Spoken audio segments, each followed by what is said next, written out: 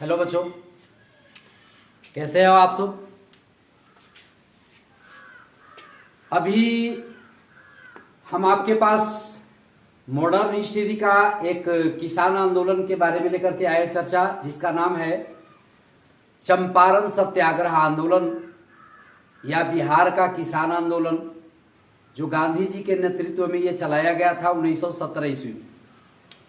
तो चंपारण में ये आंदोलन क्यों चला, इसका कारण क्या था, इस सब पर थोड़ा हम चर्चा करेंगे। ये बिहार में चंपारण एक जिला है जहां पर अंग्रेज व्यापारियों के द्वारा या यूरोपीय व्यापारियों के द्वारा जो है तीन कठिया प्रणाली के लिए एग्रीमेंट कराया गया था। एक अनुबंध व्यवस्था थी जिसमें किसानों के साथ एग्रीमेंट ये था कि आपको अपने जमीन का 3/20 भाग में जो है से नील की खेती करना अनिवार्य है। हालांकि किसान पहले नील की खेती करते थे क्योंकि वो नकदी फसल था, यानी कि नील जो है एक फसल होता था जिसके पाउडर तैयार किए जाते थे और उसके द्वारा क्या होता है, कपड़े की रंगाई होती थी, जैसे बनियान या सफेद रंग के शर्ट वगैरह, ये सब उसको पानी में घोल करके डुबा दिया जाता है, निकाल दिया जाता है। तो उसके लिए जो नील की खेती करते थे, जैसे कपास की खेती नकदी फसल है, गन्ना की खेती नकदी फसल है, उसमें क्या होता है, तुरंत आदमी उपजाता है और उसको बेच देता है। बहुत सारे फसल होता है जो खाद्यान्न फसल होते हैं, जैसे चावल गेहूं ये सब हो गया। तो चंपारण में ये नीलुओं के द्वारा, यानी नील के जो व्यापारी थे उनके द्वारा किसानों के साथ एक एग्रीमेंट था और बड़ा खतरनाक एग्रीमेंट था। वो एग्रीमेंट ये था कि आपको अपने जमीन का, कुल जमीन जितना आपके पास है उसके 3/20 भाग में, यानी कि अगर 1 बीघा जमीन है 20 कट्ठा का, 3 कट्ठा जमीन में आपको नील की खेती हर हाल में करना है।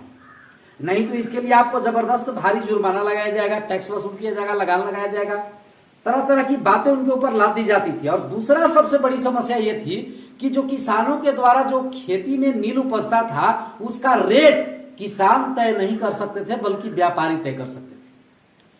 अब कुछ दिन के बाद ऐसा हुआ कि यूरोपीय महादेश में, खास करके फ्रांस, इंग्लैंड, ये सब जो देश थे, वहां पर रासायनिक रंग तैयार किए जाने लगे जो सस्ता होता था नील के अपेक्षा। तो अंग्रेज जो था ये महंगा नील खरीदना नहीं चाहते थे, जिसके कारण क्या है कि इसका दाम जो है दिन प्रतिदिन गिरता गया और किसान के जो आमदनी है वो घटने लगा। किसान अब खेती नील के करना नहीं चाहते थे, लेकिन एग्रीमेंट के कारण जो है, अनुबंध के कारण वो बंधे हुए थे। तब वो जो है से बार बार अंग्रेज व्यापारियों को वो कहा कि हमको जो है छोड़ दीजिए, फिर हम अपना जो चाहेंगे उत्पादन करेंगे, हम नील की खेती अब नहीं करेंगे। तो अंग्रेज लोग जो है वो जबरदस्ती किसानों के साथ कहा था कि अगर इसको सब मुक्ति पाना चाहते हो, अगर तुम 3 कठिया प्रणाली से छुट्टी पाना चाहते हो, तो हर हाल में तुमको जो है से लगान देना पड़ेगा, और भारी लगान देना पड़ेगा, या ये कहिए कि घूस देना पड़ेगा। तब जो है से इतने, अब जो बड़े बड़े जो किसान थे वो तो घूस देकर के अलग हो गए, लेकिन जो छोटे किसान थे जिनको अपना खर्च चलाना मुश्किल होता था, इनको कहां से देते, तो वो नहीं दे पा रहे थे।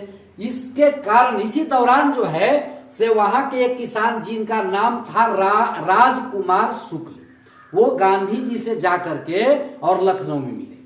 सबसे पहले ये जान लीजिए आप कि गांधी जी इसके पहले भी अफ्रीका में आंदोलन चलाए थे और वहां अंग्रेजों को हिला करके रख दिए थे। तो सारे देश के लोग जानते थे कि जब दूसरे देश में ये ऐसा आंदोलन चला सकते हैं तो हमारे देश में तो कुछ भी कर सकते ही हैं।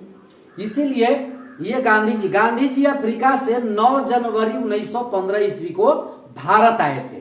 9 जनवरी 1915 ईस्वी को दक्षिण अफ्रीका से भारत लौटे थे गांधी जी, और इसीलिए इसकी याद में 9 जनवरी को प्रत्येक वर्ष जो है भारतीय प्रवासी दिवस मनाया जाता है, या प्रवासी भारतीय दिवस मनाया जाता है। कब? 9 जनवरी को, ठीक है। 9 जनवरी को प्रत्येक वर्ष जो है प्रवासी भारतीय दिवस मनाया जाता है। क्यों मनाया जाता है? क्योंकि 9 जनवरी 1915 ईस्वी को गांधी जी जो है वो अफ्रीका से भारत लौटे थे। ठीक है दोस्तों, अब जो है ये 3 कठिया प्रणाली क्या है जरा समझिएगा। देखिए, बिहार के चंपारण जिले में नीलुओं के द्वारा 3 कठिया प्रणाली की व्यवस्था लागू की गई थी, जिसके अनुसार किसान को अपने जमीन का 3/20 भाग में, 3/20 भाग के मतलब 20 में से 20 कट्ठा में से 3 कट्ठा, 20 कट्ठा में से 3 कट्ठा, यही 3 कठिया होता था, में नील की खेती करना अनिवार्य था, एकदम जरूरी था। लेकिन किसान अपने नील का मूल्य स्वयं तय नहीं कर सकते थे, साथ ही उस समय यूरोपीय बाजारों में कृत्रिम रंगों का, रासायनिक रंगों का बिक्री बढ़ गया, जिससे किसानों को बहुत सस्ते दामों पर नील बेचने पड़ते थे, यानी उनको मजबूर होना पड़ता था। और क्या था, इतना ही नहीं, नील की खेती से जमीन जो है वो बंजर हो जा रही थी। जमीन के जो मिट्टी था उसकी उर्वरा शक्ति जो थी वो कमजोर हो जा रही थी, ताकि दूसरे फसल लगाने पर जो है उसमें उत्पादन से ढंग से नहीं होता था। और साथ साथ क्या है, अतः किसान नील की खेती नहीं करना चाहते थे। अतः एक किसान जिसका नाम था राजकुमार शुक्ल ने लखनऊ में गांधी जी से मिला और इससे मुक्ति के लिए उनसे निवेदन किया। क्या कहा, तब गांधी जी जो है 1917 ईस्वी में वहां से चंपारण आने लगे। तो जब चंपारण आने के लिए बात जब गांधी जी ने तैयार हुआ, तो उस समय जो चंपारण का कमिश्नर था, गांधी जी को चंपारण आने पर रोक लगा दिया। लेकिन यहाँ के बिहार के बहुत सारे जो बड़े बड़े नेता थे उनके समर्थन में आ गए, कहे कि क्यों नहीं, जब वो हमारे लिए आ रहे हैं तो गांधी जी यहाँ पर क्यों नहीं आएंगे। तो उसमें जो समर्थन में जो नेता थे वो कौन कौन थे, जरा नाम याद रखिएगा, याद करके, क्योंकि ये सब जनरल कंपटीशन के एग्जाम में पूछे जाते हैं। और इस बार बिहार बोर्ड में भी ये सवाल पूछा गया कि चंपारण आंदोलन के लिए गांधी जी से मिलने के लिए कौन सा नेता गए, कौन सा किसान गए थे, तो उनका नाम था राजकुमार शुक्ल। ये ऑप्शन था। देखिए, तो चंपारण आंदोलन के समर्थन में जो बिहार के बड़े बड़े नेता थे उसमें थे सबसे बड़े नेता डॉक्टर राजेंद्र प्रसाद। डॉक्टर राजेंद्र प्रसाद जो बिहार के सिवान जिला के थे, वो भारत के प्रथम राष्ट्रपति भी बने और संविधान सभा के प्रथम अध्यक्ष भी बने थे। याद रखिएगा, डॉक्टर राजेंद्र प्रसाद भारत के प्रथम राष्ट्रपति और संविधान सभा के प्रथम अध्यक्ष भी बने थे। याद रखिएगा ये बात। और उसके बाद उसमें दूसरा कौन था, जेबी कृपलानी। जेबी कृपलानी कौन थे ये समझिएगा। जेबी कृपलानी 1947 के कांग्रेस अधिवेशन के अध्यक्षता किए थे और इन्हीं की एक पत्नी, इन्हीं की पत्नी जिनका नाम सुचेता कृपलानी थी, सुचेता कृपलानी था, वो जो थे वो भारत के किसी राज्य के प्रथम महिला मुख्यमंत्री बनने वाली थी। प्रथम महिला मुख्यमंत्री बनी थी उत्तर प्रदेश के, जिसका नाम था सुचेता कृपलानी। याद रखिएगा, भारत के प्रथम महिला मुख्यमंत्री सुचेता कृपलानी जो उत्तर प्रदेश के मुख्यमंत्री बनी थी, और वो किनकी पत्नी थी, जेबी कृपलानी की। उसके साथ और भी नेता थे, महादेव देसाई, मजहरुल हक, ब्रिज किशोर, ये सब चंपारण सत्याग्रह आंदोलन के समर्थक थे।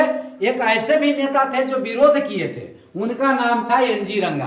तो सवाल कभी कभी आपसे पूछा जाता है कि वह कौन सा नेता था जो चंपारण आंदोलन का विरोध किया था, तो उसका नाम था एनजी रंगा। आप जानते हैं कि हर कोई अच्छा काम अगर करता है तो उसमें कुछ बुरे लोग भी होते हैं, तो जो विरोध भी करते हैं, हो सकता है उसके दृष्टि में ये गलत काम लग रहा होगा, तो ऐसे ही थे वो।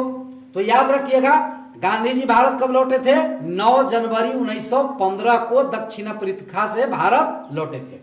और ये 3 कठिया प्रणाली क्या थी, 3 कठिया प्रणाली एक ऐसी व्यवस्था थी जिसमें किसानों को अपने जमीन के 3/20 भाग में नील की खेती करना अनिवार्य था, और ये एक कॉन्ट्रैक्ट था, यानी कि एग्रीमेंट था, आपको करना ही है। साथ ही नील के जो दाम होते थे वो किसान खुद तय नहीं कर सकते थे। इसी के कारण चंपारण में आंदोलन चलाया गया गांधी जी के द्वारा। और जब गांधी जी के द्वारा जब यह आंदोलन चलाया गया तो बहुत सारे किसान इस आंदोलन में हिस्सा लिए, जिसके कारण एक कमेटी का गठन हुआ। अंग्रेजों के द्वारा एक कमेटी का गठन किया गया जांच करने के लिए कि क्या सचमुच में 3 कठिया प्रणाली से किसान नाराज हैं। तो पता चला ये सच है। तो उसमें क्या हुआ, उसमें एक मेंबर ये भी थे, गांधी जी भी सत्याग्रह के यानी कि चंपारण कमेटी का, जांच कमेटी का एक मेंबर बने, और उन्होंने प्रस्ताव रखा था। इसमें 2 प्रस्ताव इनका मान्य हुआ।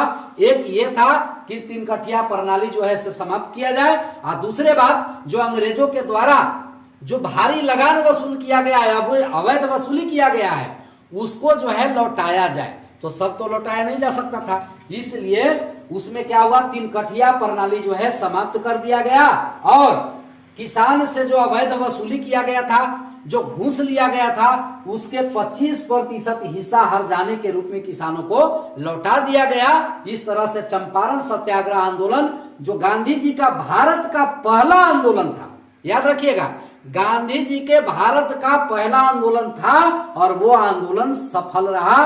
तो दोस्तों हम समझ गए होंगे कि आप चंपारण सत्याग्रह आंदोलन को अच्छी तरह से समझ गए होंगे। बिहार के चंपारण किसान आंदोलन कहिए, चंपारण सत्याग्रह आंदोलन कहिए या चंपारण आंदोलन कहिए, ये तीनों एक ही बात है। याद रखिएगा, चंपारण सत्याग्रह आंदोलन के लिए गांधी जी को बुलाने के लिए कौन गए थे? राजकुमार शुक्ल। ठीक है, उनके समर्थन में कौन कौन से नेता थे?